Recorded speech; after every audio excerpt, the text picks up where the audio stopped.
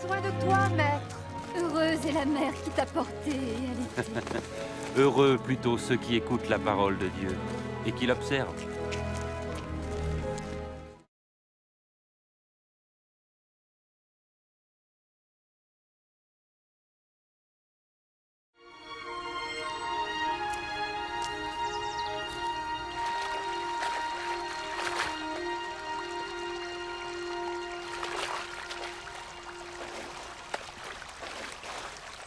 Apprends-nous à prier, comme Jean l'a appris à ses disciples.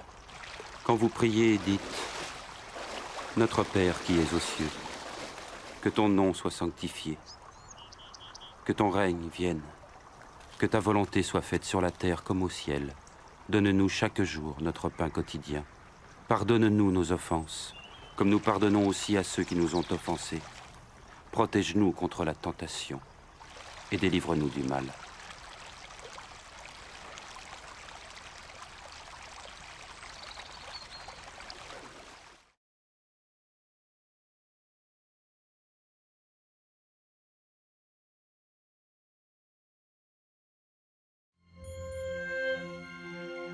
Dans les Saintes Écritures, Dieu déclare que le Messie viendrait pour être le sauveur du monde. La vie de Jésus prouve qu'il est bien celui dont les prophètes avaient parlé. Ésaïe a prophétisé que la Vierge deviendrait enceinte et qu'elle enfanterait un fils. Des siècles plus tard, la naissance de Jésus accomplissait cette prophétie.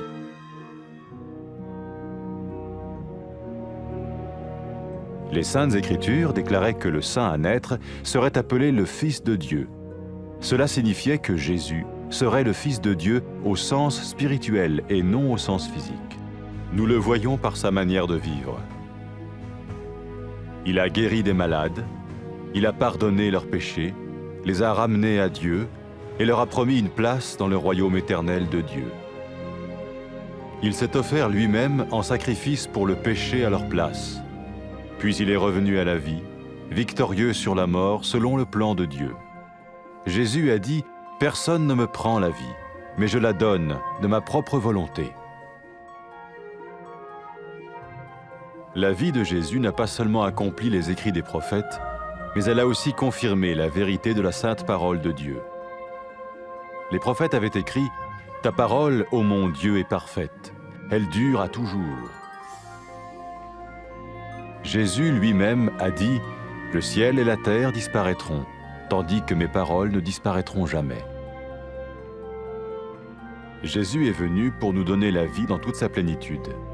Et quand l'homme a désobéi à Dieu dans le jardin d'Éden, il a choisi sa propre voie et ses actions l'ont séparé du Créateur.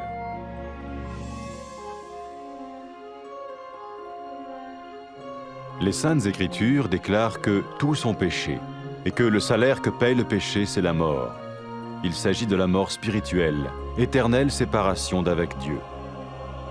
Mais tout comme Dieu a donné un bélier pour qu'il meure à la place du fils d'Abraham, ainsi il a envoyé Jésus, le Messie, mourir à notre place. Sa vie, sa mort et sa résurrection restaurent la relation entre Dieu et tous ceux qui mettent leur confiance en lui. Maintenant, non seulement Jésus pardonne les péchés de ceux qui le suivent, mais il les sauve aussi du jugement éternel de Dieu. Ils sont sûrs d'aller au paradis et de vivre avec lui pour toujours. C'est cette vie et cette liberté de la culpabilité et du pouvoir du péché que Jésus offre à chacun aujourd'hui.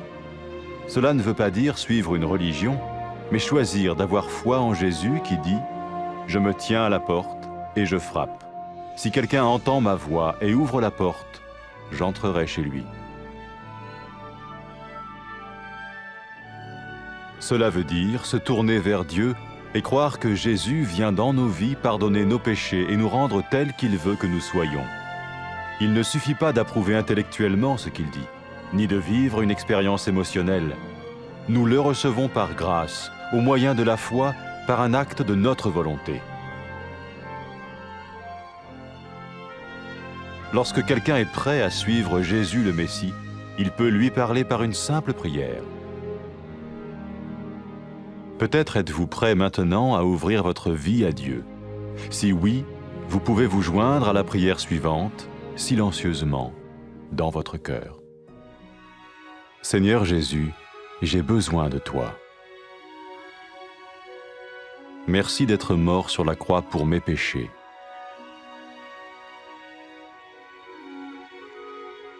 Je confesse mes péchés et je m'en repens.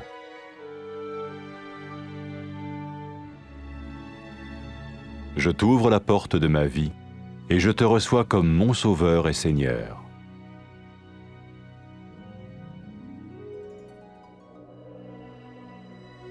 Merci de me pardonner mes péchés et de me donner la vie éternelle.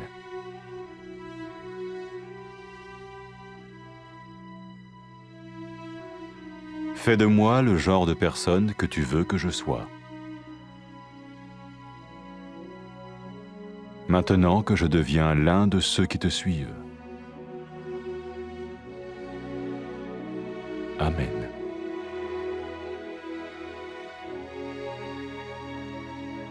Jésus a dit à propos de ses disciples, « Mes brebis écoutent ma voix, je les connais et elles me suivent. » Pour expérimenter la vie en abondance promise par Jésus, ceux qui le suivent parlent à Dieu chaque jour dans la prière et lisent ou écoutent sa parole.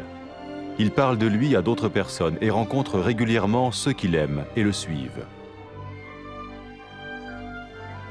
N'oubliez pas sa merveilleuse promesse. Tout pouvoir m'a été donné dans le ciel et sur la terre.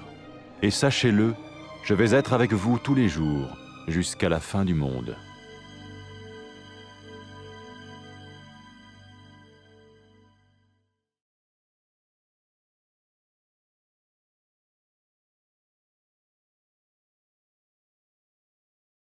അങ്ങയെ ഞങ്ങൾക്ക് ആവശ്യമുണ്ട്.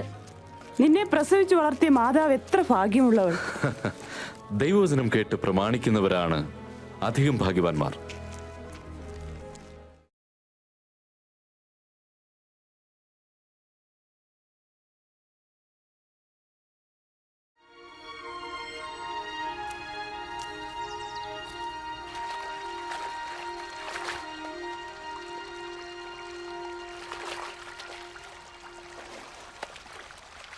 ഗുരു, യോഹന്നാൻ ശിഷ്യന്മാരെ പഠിപ്പിച്ചതുപോലെ ഞങ്ങളെയും പ്രാർത്ഥിപ്പാൻ പഠിപ്പിക്കണമേ.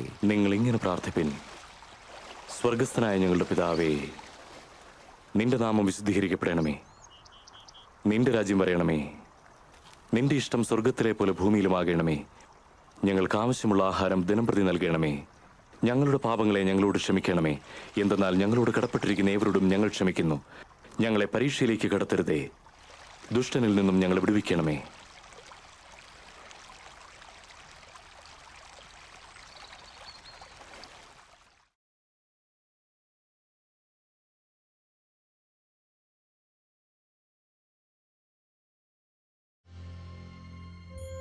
വളരെ പണ്ട് പ്രവാചകർ എഴുതി, പാപികളെ നാശത്തിൽ നിന്ന് രക്ഷിച്ച് തന്നിലേക്ക് തിരിച്ചു കൊണ്ടുവരുവാൻ ദൈവം മിശിഹായെ അയക്കുമെന്ന്.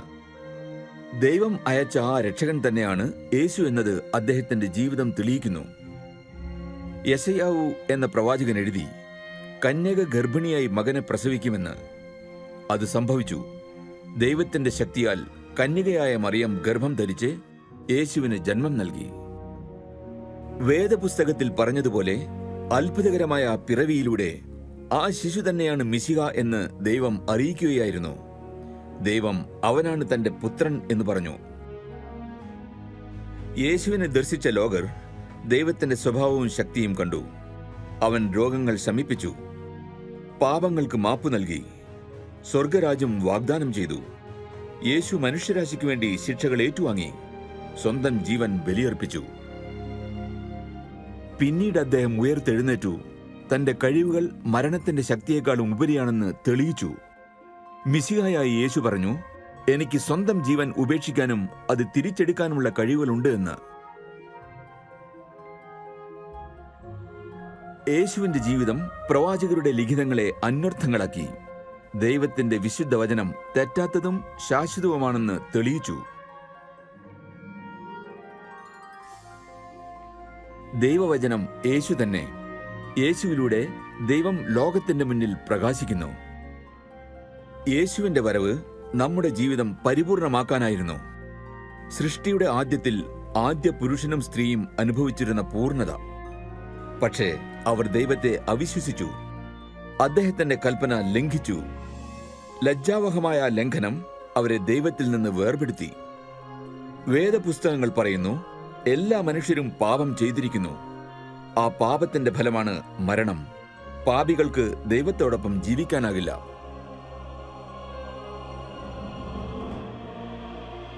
അബ്രഹാമിന്റെ പുത്രന് പകരം മരിക്കാൻ ദൈവം ഒരു ആട്ടുകൊറ്റനെ നൽകിയതുപോലെ ആദാമിന്റെ സന്തതികൾക്ക് പകരം മരിക്കാൻ ദൈവം യേശുവിനെ അയച്ചു.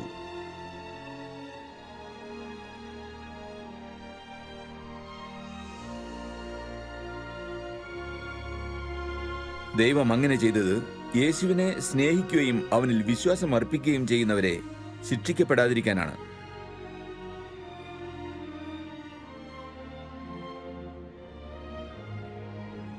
ഉയർത്തെഴുന്നേറ്റ യേശു തന്റെ ശിഷ്യന്മാരോട് പറഞ്ഞു, എന്റെ പേരിൽ ആളുകൾ എല്ലാ ജനതയോടും ഉദ്ഘോഷിക്കും. പശ്ചാത്തപിച്ച് അവന്റെ നേരെ തിരിയുന്ന എല്ലാവരോടും ദൈവം ക്ഷമിക്കുമെന്ന്. തന്റെ അനുയായികൾക്ക് സത്യത്തിന്റെ വഴി കാണിച്ചു കൊടുക്കുവാനും അവർക്ക് ദൈവമാർഗം പിന്തുടരാൻ ശക്തി നൽകാനും പരിശുദ്ധാത്മാവിനെ അവരൊന്നിച്ച് അയക്കുന്നുണ്ട് എന്നും യേശു പറഞ്ഞു. പാപം ചെയ്ത സ്ത്രീ പശ്ചാത്തപിച്ച് യേശുവിന്റെ അനുയായിയായി മാറിയപ്പോൾ യേശു അവളോട് പറഞ്ഞു, നീ പാപമുക്തയായി. എന്നിലുള്ള നിന്റെ വിശ്വാസം നിന്നെ രക്ഷിച്ചു. യേശു പറഞ്ഞു, ദൈവത്തെ ശരിക്കും സ്നേഹിക്കുന്നവർക്ക് ദൈവം മാപ്പ് നൽകുന്നു എന്നതിന്റെ തെളിവാണിത്.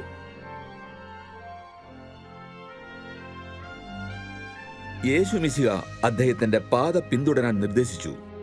യേശുവിന്റെ അനുയായികളാകാൻ തീരുമാനിച്ചവർ ഇത്തരം പ്രാർത്ഥനകളിലൂടെ അവനുമായി ബന്ധം തുടങ്ങും. പിതാവേ, അങ്ങ് ധർമ്മിഷ്ഠനാണ്. എന്നെ സ്നേഹിക്കുന്നതിന് നന്ദി. അങ്ങയുടെ കൽപ്പനകൾ ലംഘിച്ചതിന് പാപിയായ ഞാൻ ദുഃഖിക്കുന്നു. എനിക്ക് വേണ്ടി ജീവൻ ത്യജിക്കാൻ, ഉയർത്തെഴുന്നേൽക്കാൻ അങ്ങ് യേശുവിനെ അയച്ചു. എന്റെ പാപങ്ങൾക്കുള്ള ശിക്ഷ അവൻ അനുഭവിച്ചുവല്ലോ. ഞാൻ അവിടുത്തെ മാർഗത്തിൽ ചരിക്കാൻ ആഗ്രഹിക്കുന്നു. യേശുവിനെ ഞാൻ എന്റെ രക്ഷകനും കർത്താവുമായി സ്വീകരിക്കുന്നു. കർത്താവേ, എന്റെ പാപങ്ങൾ പൊറുത്തതിന് നന്ദി.